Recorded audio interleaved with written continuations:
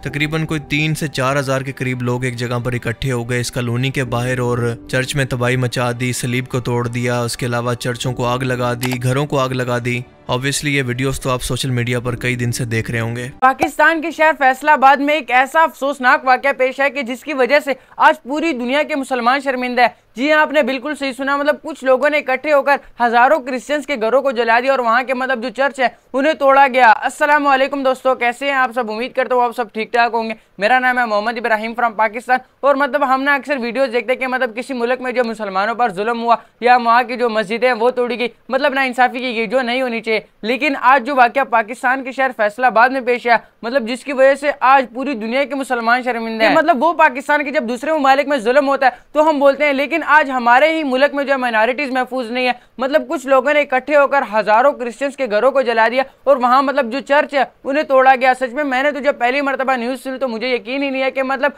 ऐसा भी हो सकता है और वो भी पाकिस्तान में। लेकिन जब मैंने इनके बारे में कुछ पढ़ा तो सच में मुझे पता चला कि वाकई में यह वाकया जो वकूफ पजीर हुआ है। लेकिन फिर इसके मुतालिक मेरे जहन में कई सारे सवाल है कि मतलब उन लोगों ने ऐसा क्यों किया और वहां के जो चर्च है उन्हें क्यों तोड़ा गया। और आई नो कि इसी तरह के कई सारे सवाल आपके जहन में भी आ रहे होंगे, लेकिन ये वीडियो देखने के बाद हमें कंप्लीटली तौर पर पता चल जाएगा कि इस वाकये का पस मंजर क्या और इन लोगों ने आखिरकार ऐसा क्यों किया। अस्सलाम वालेकुम दोस्तों, मेरा नाम है असीब शफकत और आप देख रहे हैं हंसी टीवी।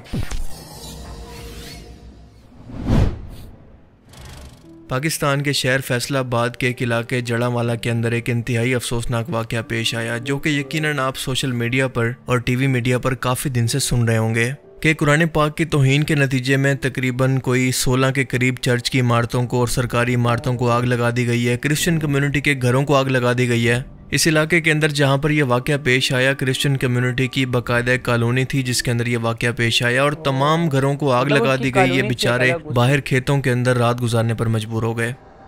अब यह वाक़या दरअसल था क्या, इतलात के मुताबिक बुध की सुबह ये इतला मिली कि कुरान पाक की बेहुरमती के साथ साथ इस्लाम के खिलाफ कुछ पम्फलेट भी लिखे गए हैं जो कि काफ़ी तौहीन आमेज़ थे। बस ये खबर मिलने की देर थी कि इस खबर को पूरे इलाके के अंदर फैला दिया गया और जिस शख्स ने भी ये खबर सुनी बिना तहकीक किए, बिना कुछ जाने, वो हजूम के अंदर शामिल हो गया।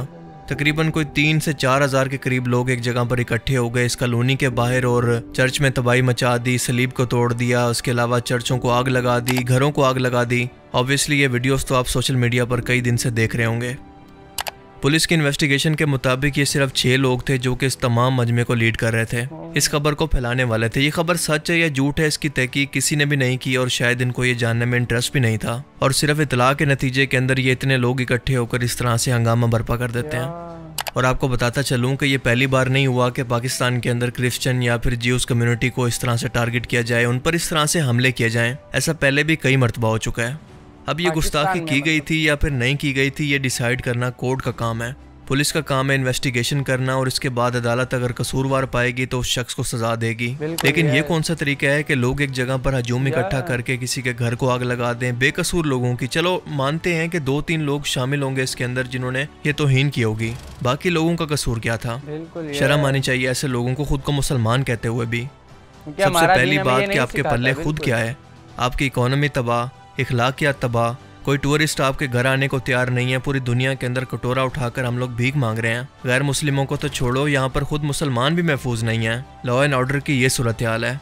हम दुनिया में पहले इस मामले के अंदर बदनाम है कि पाकिस्तान एक बहुत ही एक्सट्रीमिस्ट किस्म की स्टेट है। यहाँ पर बहुत ज़्यादा दहशतगर्द पाए जाते हैं। हमारा ग्लोबली इमेज बहुत ही ज़्यादा ख़राब है और इस वाक़े के बाद आप तस्वुर कर सकते हैं कि पाकिस्तान का कैसा इमेज दुनिया के सामने गया होगा। माशाल्लाह उस इमेज के मज़ीद 4 चांद लगे होंगे। मैं आपको इसकी मिसाल दे देता हूँ। इस वाक़े को सिर्फ आपके लोकल मीडिया ने नहीं बल्कि पूरी दुनिया के इंटरनेशनल मीडिया ने इसको कवर किया है। जी हाँ, इंटरनेशनल मीडिया ने। मैं आपको इसके प्रूफ दिखा देता हूँ। मिसाल के तौर पर BBC, CNN, Voice of America, Al Jazeera और ऑब्वियसली इंडियन मीडिया। ये बहुत ही अफसोसनाक वाक़या है और बड़े अफसोस से ये कहना पड़ रहा है कि पाकिस्तान के अंदर इस तरह के वाक़यात की बिल्कुल रिवायत पड़ती जा रही है। श्रीलंकन शहरी का कत्ल हो या फिर इस तरह के मजीद वाक़यात हों, आप जानते हैं कि इस तरह के वाक़यात को कानून के अंदर लेकर जाने की तो रिवायत ही नहीं रह गई। लोग खुद से हजूम इकट्ठा करते हैं और खुद से जज, ज्यूरी, एग्जीक्यूशन का काम करते हैं, यानी अपनी अदालत लगाकर किसको सजा देनी है किसको नहीं, खुद ही फैसला करते हैं। तो भाई अदालतों को ताले लगा दो, पुलिस को बंद कर दो। क्या जरूरत है इस तरह के निज़ाम की? माइनॉरिटीज भी असला उठा लें, आप लोग भी असला उठा लें और जो ताकतवर हो वो फैसला कर ले। इसी को तो जंगल का कानून कहते हैं। कहाँ गई आपकी इखलाकियात? इस्लाम तो सबसे ज़्यादा इंसानी हकूक़ की बात करता है, तो ये किस तरह के मुसलमान हैं, ये किस दीन को मानने वाले हैं?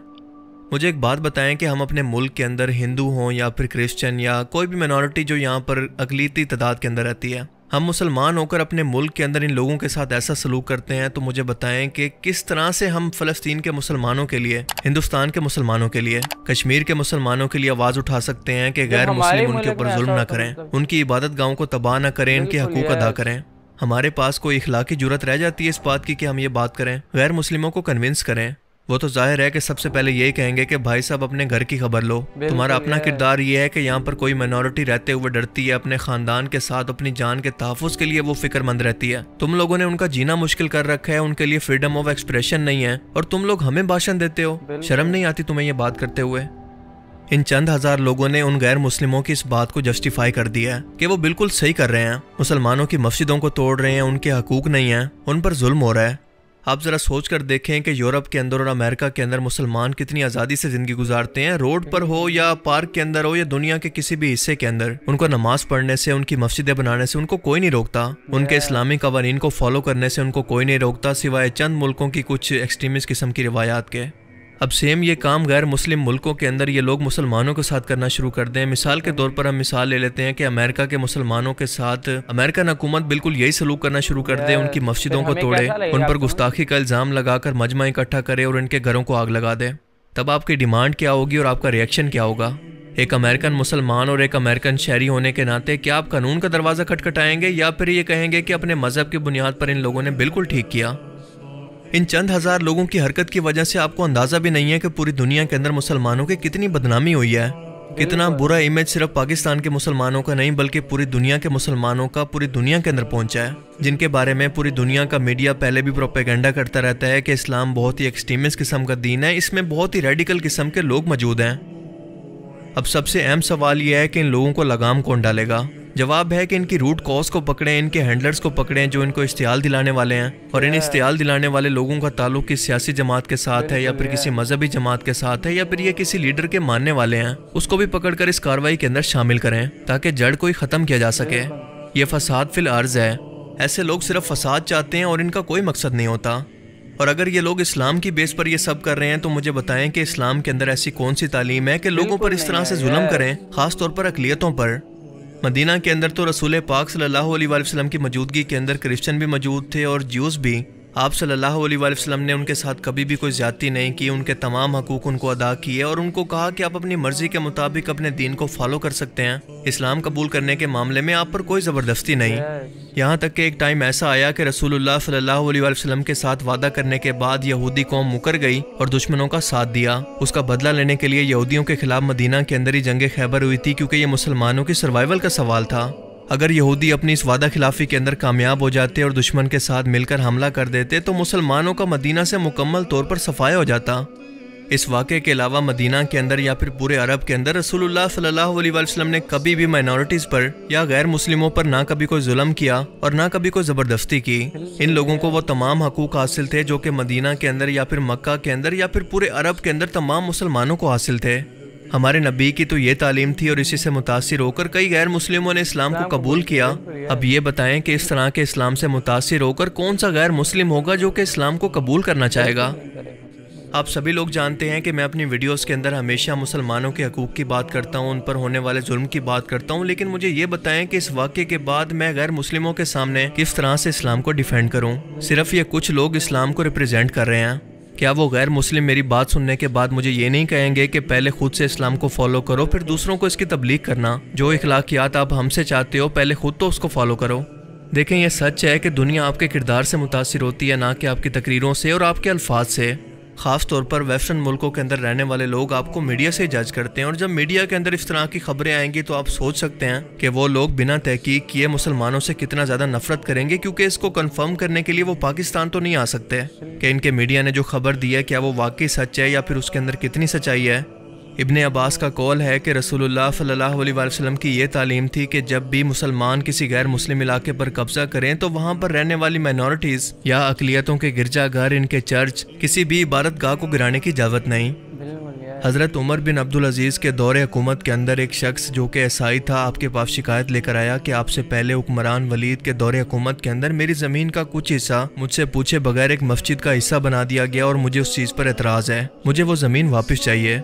खलीफा उमर बिन अब्दुल अजीज़ ने हुक्म दिया कि मस्जिद के उस हिस्से को मसमार करके इस ईसाई की ज़मीन को उसके हवाले करो, और बिल्कुल ऐसा ही किया गया। आज से 1400 साल पहले रसूलुल्लाह सल्लल्लाहु अलैहि वसल्लम के दौर के अंदर जब रोमन और पर्शियन एम्पायर जो उस टाइम की सुपर पावर थी, जब इनको मुसलमानों ने फतह किया तो पहली बार फ्रीडम ऑफ एक्सप्रेशन की बुनियाद रखी। कोई भी मुसलमान या फिर गैर मुस्लिम खलीफा वक्त से सवाल कर सकता था, अपने हकूक मांग सकता था या अपने लिए कोई कानूनी जंग लड़ सकता था। उसको वो तमाम हकूक हासिल थे जो कि आम मुसलमानों के हैं। उनकी इबादत गाहें, उनके कानून, उनके रहन सहन, हर चीज़ महफूज थी, क्योंकि रसूलुल्लाह सल्लल्लाहु अलैहि वसल्लम को सिर्फ मुसलमानों के लिए नहीं बल्कि पूरी दुनिया के इंसानों के लिए रहमत बनाकर भेजा गया। आपकी रहमत का ये आलम था कि फतेह मक्का के मौका पर जिन काफिरों ने आपके साथ सबसे ज्यादा जुल्म किए, मुसलमानों को सबसे ज्यादा तकलीफें दी, इनके खिलाफ जंगें लड़ी, अल्लाह के रसूल ने इन सबको माफ फरमा दिया। ये थी हमारे नबी की तालीम। ये लोग किस नबी के और किस इस्लाम को मानने वाले लोग हैं? अल्लाह फरमाता है कि किसी जान को नाहक कत्ल ना करो। किसी शख्स ने अगर किसी जान को नाहक कत्ल किया तो इसका मतलब है कि उसने पूरी इंसानियत को कत्ल किया।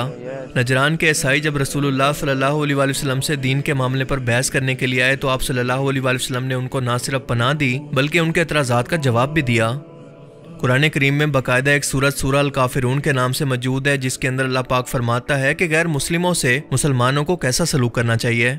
इसकी इब्तदाई 6 आयात के अंदर अल्लाह पाक फरमाता है, जिसका मफहूम है कि अल्लाह के रसूल कह दीजिए कि आपके लिए आपका दिन और मेरे लिए मेरा दिन काफ़ी है, क्योंकि मैं उन खुदाओं को नहीं मानता, ना ही उनकी परस्तिश करता हूँ जिनकी तुम परस्तिश करते हो, और जिस रब की मैं परस्तिश करता हूँ उसकी परस्तिश तुम नहीं करते। इन आयात मुबारक से वाज़ेह है कि दीन के मामले के अंदर अल्लाह पाक फरमाता है कि किसी गैर मुस्लिम पर कोई ज़बरदस्ती नहीं, उसको मुकम्मल आज़ादी है। अगर कोई गैर मुस्लिम किसी मुकद्दस हस्ती की या फिर कुरान पाक की या दीन इस्लाम की तौहीन करे तो इसका फैसला कानून के मुताबिक होगा, ना कि जंगल के कानून के मुताबिक। बिल्कुल यही अल्लाह और इसके रसूल की तालीम है जो कि हर मुसलमान को फॉलो करनी चाहिए, और जो मुसलमान इसे फॉलो नहीं करते इन्हीं के लिए अल्लामा मोहम्मद इकबाल ने कहा था कि अल्लाह से करे दूर तो तालीम भी फितना, अमलाक भी, औलाद भी, जागीर भी फितना, नाहक के लिए उठे तो शमशीर भी फितना, शमशीर ही क्या नारे तकबीर भी फितना। अल्लाह ताला हमें समझने की और नेक अमल करने की तौफीक अता फरमाए, आमीन। यार मतलब देखो, अगर वाकई में उन्होंने कुरान की शान में गुस्ताखी की है तो मतलब उन लोगों को सजा मिले कि जिन्होंने ये काम किया, और वो सजा भी जो वो कानून दे। मतलब ये जो बाकी लोग हैं उनकी क्या गलती थी? और ये जो सारे फैसले अगर ये अवाम नहीं कर रहे तो फिर मेरे ख्याल से जो अदालतें वगैरह और जो पुलिस वगैरह उन्हें तो खत्म होना चाहिए, क्योंकि जब सारे फैसले अवाम नहीं कर रहे तो फिर उनकी क्या जरूरत? मतलब आप खुद सोचे कि ये सारी इमेज दे के, ये सब कुछ दे के कोई गैर मुस्लिम क्या मतलब वो क्या सोचेगा इस्लाम के बारे में? वो क्या वाकई में इस्लाम कबूल करेगा? ये सब कुछ दे के बिल्कुल भी नहीं करेगा, क्योंकि वो कहेंगे मतलब हम कहते हैं कि इस्लाम जो एक अच्छा मजहब है, कि जो मतलब वाकई में है, मतलब हम जो अक्सर लोगों को कहते हैं मतलब इस्लाम की तालीमात देते हैं, लेकिन जब हम खुद ही इस्लाम पर अमल नहीं करेंगे तो मतलब दूसरों को हम क्या तालीमात दें? मतलब आप खुद सोचिए, मिसाल के तौर पर एक मुसलमान, मतलब आपको मैं मिसाल दे रहा हूँ, कोई मुसलमान ऐसा कर तो नहीं सकता, लेकिन मिसाल के तौर पर अगर कोई शख्स अमेरिका में, मतलब जो कोई मुसलमान जो वो अमेरिका में मतलब उन लोगों की जो है मजहबी किताब का जो है बेहुरमती कर देता है, तो फिर वो लोग क्या करेंगे? मतलब अगर वो उस मुसलमान समेत वहां के तमाम मुसलमानों पर जो है जुल्म सितम करना शुरू कर दे, मतलब जो मस्जिदें वगैरह उनको गिराना शुरू कर दे, तो आप सोचे कि मुझे और आपको कैसा लगेगा? मतलब जो है गलती तो एक शख्स की है, लेकिन उन्होंने जो पूरे के पूरे मुसलमानों पर ही जो जुल्म करना शुरू कर दिया, तो आप समझ सकते हो कि हमारी क्या सिचुएशन होगी। तो मतलब इसी तरह अगर इन्होंने मिसाल के तौर पर अगर उन्होंने जो बेहुरमती की है वो की भी है, तो मतलब उन लोगों को सजा मिले जिन्होंने ये मतलब बेहुरमती की है। पूरी के पूरी बस्ती का क्या गलती थी? तो मतलब समझ नहीं आता कि ये किस मजहब को फॉलो करते हैं, क्योंकि इस्लाम तो हमें इस बात की तालीम बिल्कुल भी नहीं देता। क्योंकि जब हजरत मोहम्मद सल्लल्लाहु अलैहि वसल्लम ने जब मक्का को फतह किया तो हमारे प्यारे नबी सल्लल्लाहु अलैहि वसल्लम के इखलाक से मुतासिर होकर बेशुमार लोगों ने जो इस्लाम कबूल किया, और आप सल्लल्लाहु अलैहि वसल्लम ने मतलब हर किसी को आज़ादी दी कि मतलब अगर कोई इस्लाम कबूल करना चाहता है तो वो कर सकता है, मगर किसी पर जो जोर जबरदस्ती नहीं की जाएगी। अगर आप अपने मजहब को फॉलो करना चाहते हैं तो आप कर सकते हैं, मतलब जोर जबरदस्ती जो किसी को इस्लाम नहीं कबूल करवाया जाएगा। और यही सिखाता है हमें हमारा दीन इस्लाम के, मतलब आप जो किसी और पर जो जुल्म सितम ना करो, किसी और की जो मजहबी जो इबादतगाहें हैं उन्हें ना तोड़ो। तो मतलब एज अ मुसलमान ये फिर ऐसा कैसे कर सकते हैं? सो आई स्ट्रांगली अपोजिट के, मतलब ऐसा बिल्कुल भी नहीं होना चाहिए। और जिन लोगों ने ये काम किया है, हुकूमत को चाहिए कि उसे जल्द से जल्द फैला दें ताकि जो बाकी लोग हैं वो इससे इबरत हासिल करें। तो अल्लाह ताला से दुआ ही कर सकते हैं कि अल्लाह ताला मुसलमानों को हिदायत दे, क्योंकि जैसा ये कर रहे हैं ये तो बिल्कुल इस्लाम के उल्टा है, क्योंकि इस्लाम तो हमें प्यार, मोहब्बत और अमन का दर्ज देता है, ना कि लड़ाई झगड़े का। तो इस वाकये के बारे में आपकी क्या राय है? अपनी कीमती राय का इजहार कमेंट बॉक्स में जरूर कीजिएगा। मैं अभी चाहता हूँ आपसे इजाजत, आप अपना और अपने घर वालों का ढेर सारा ख्याल रखिएगा, महफूज रहिएगा। अभी के लिए अल्लाह हाफिज, मिलते हैं नेक्स्ट किसी इंटरेस्टिंग और इन्फॉर्मेटिव वीडियो में।